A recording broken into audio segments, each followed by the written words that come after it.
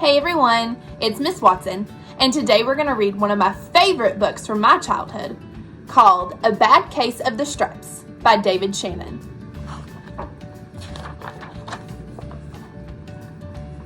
Camilla Cream loved lima beans, but she never ate them. All of her friends hated lima beans, and she wanted to fit in. Camilla was always worried about what other people thought of her. Today, she was fretting even more than usual.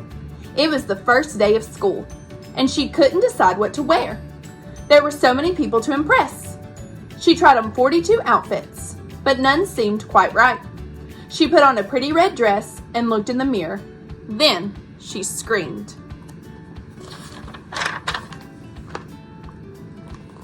Her mother ran into the room and screamed too. "Oh my heavens," she cried. "You're completely covered with stripes." This was certainly true. Camilla was striped from head to toe. She looked like a rainbow. Mrs. Cream felt Camilla's forehead. "Do you feel all right?" she asked. "I feel fine," Camilla answered, "but just look at me." "You get back in bed this instant," her mother ordered. "You're not going to school today." Camilla was relieved. She didn't want to miss the first day of school, but she was afraid of what the other kids would say, and she had no idea what to wear with those crazy stripes.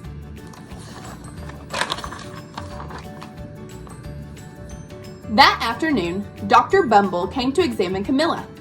"Most extraordinary," he exclaimed. "I've never seen anything like it.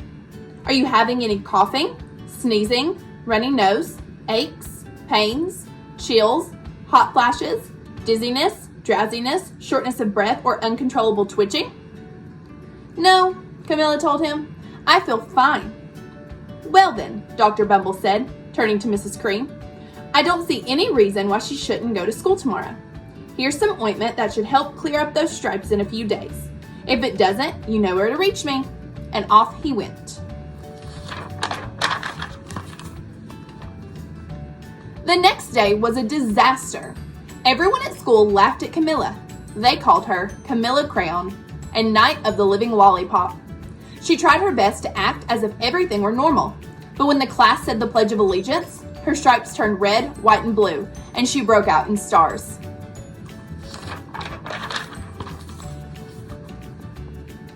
The other kids thought this was great. One yelled out, "Let's see some purple polka dots." Sure enough, Camilla turned all purple polka dotty. Someone else shouted, "Checkerboard," and a pattern of squares covered her skin.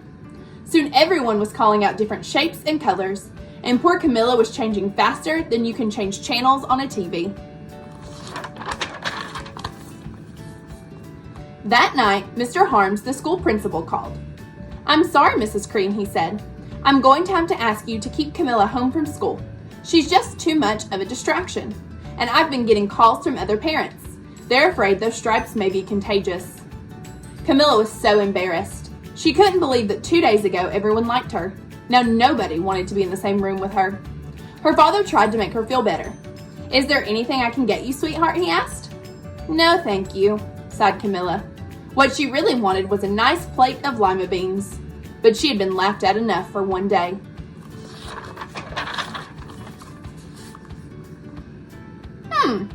"Well, yes, I see," Dr. Bumble mumbled when Mr. Cream phoned the next day.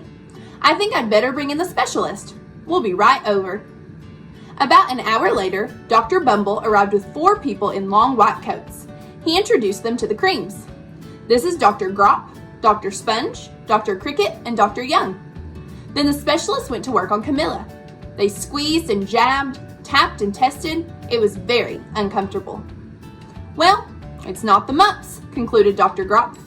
"Or the measles," said Dr. Sponge. "Definitely not chickenpox," put in Dr. Cricket. "Or sunburn," said Dr. Young. "Try these," said the specialist. They each handed her a bottle filled with different colored pills. "Take one of each before bed," said Dr. Grop. Then they filed out the front door, followed by Dr. Bumble.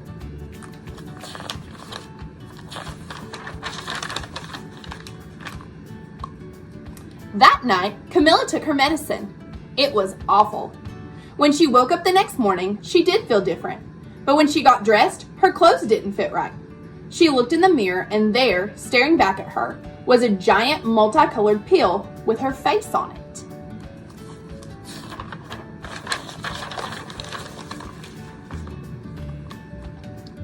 Dr. Bumble rushed over as soon as Mrs. Cream called.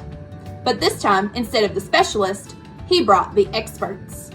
Dr. Gourd and Dr. Mellon were the finest scientific minds in the land. Once again, Camilla was poked and prodded, looked at and listened to. The experts wrote down lots of numbers, then they huddled together and whispered. Dr. Gourd finally spoke. "It might be a virus," he announced with authority. Suddenly, fuzzy little virus balls appeared all over Camilla. "Or possibly some form of bacteria," said Mr. Mellon. Out popped squiggly little bacteria tails. "Or it could be a fungus," added Dr. Gourd. Instantly, Camilla was covered with different colored fungus splotches. The experts looked at Camilla, then at each other. "We need to go over these numbers again back at the lab," Dr. Gourd explained. "We'll call you when we know something." But the experts didn't have a clue, much less a cure. By now, the TV news had found out about Camilla. Reporters from every channel were outside her house telling the story of the bizarre case of the incredible changing kid. Soon a huge crowd was camped out on the front lawn.